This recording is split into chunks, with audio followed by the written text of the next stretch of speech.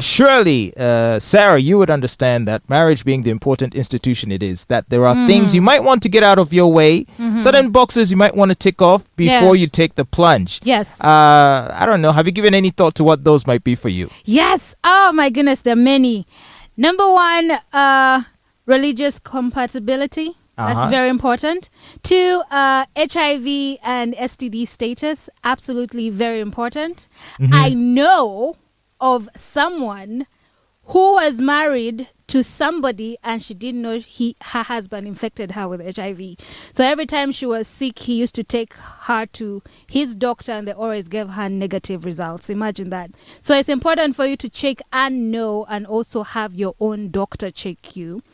Another one is common sense. Common sense.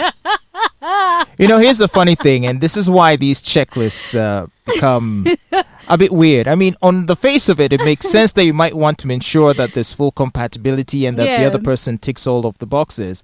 But then you find after you do get married that the person was pretending the whole time. The person is a liar. The appearance of conforming to your standards and expectations. Yes. And, perhaps it would be unfair to blame them, if they're desperately in love with you and they want to impress you. They might pretend to be the things they think you want, only so that you might commit to them. And then later on, you'll realize they're nothing like that. And by then, dishonest. It's too late. It's dishonest. And that is not taking accountability. And that is you having your own traumas and you're projecting it on somebody. You want somebody to be your savior. It's very dishonest when you pretend to be something or someone that you are not.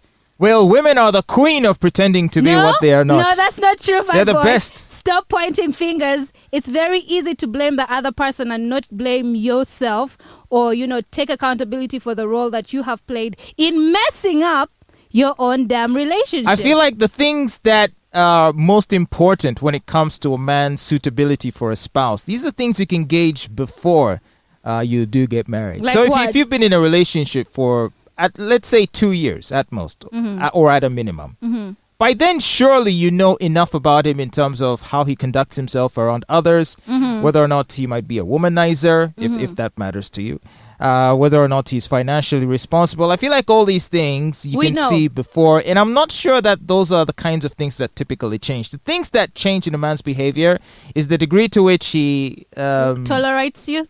No, the degree to which he displays romantic overtures, right? The degree to which he tries to, be too, sweet and endearing, to the level where it's just fake. You know what I mean?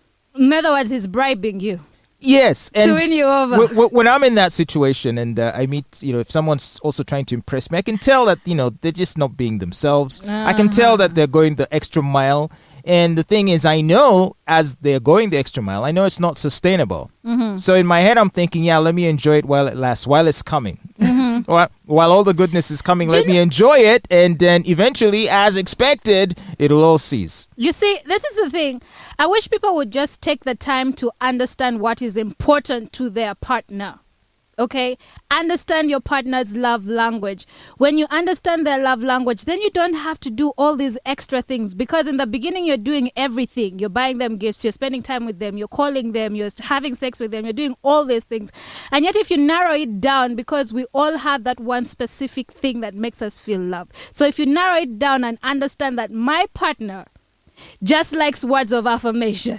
Yeah, you don't have to buy her gifts year in, year out. Just say, baby, you look beautiful. Oh my goodness, your ass but is fat. That's oh my goodness, now that, you look and I beautiful. think this is about, and it's literally that easy. Just find out what's important to your partner and do that thing. Well, I've been hearing you talk about wanting words of affirmation and how that is your love language. It really I feel is. Like you're just setting yourself up for disaster. No, but it's what makes me feel loved. Yeah, but you see, affirmation is essentially words. You're essentially inviting lies. You're inviting people to lie to you, and you're signaling to them that that's enough to make you happy. Just tell you sweet lies and you'll feel good. But it's also not any different from a person who says they love gifts and then they get in a relationship with an abusive partner who beats them up every day, but then after the beating sends them flowers and chocolates and a new phone and a new car. Well, then they were still honest about their love language, which is gifting. They're still gifting you. But you see, also me, I'm still receiving. They're gifting you chocolates and slaps. But